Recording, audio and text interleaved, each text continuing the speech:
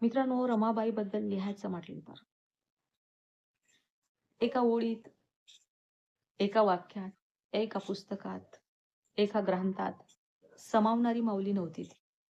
अथांग सागरासारखी समाजासाठी वाहून गेली.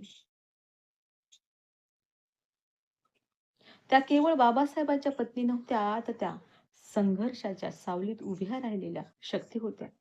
दारिद्र्य, अपमान, आजार, उपासमार सगळं सहन करताना एकही वेळ त्यांनी डॉक्टर बाबासाहेब आंबेडकरांचा मार्ग बदलू दिला नाही. त्या स्वतः झिजल्या, पण बाबासाहेबांचा विचार तुटू दिला नाही.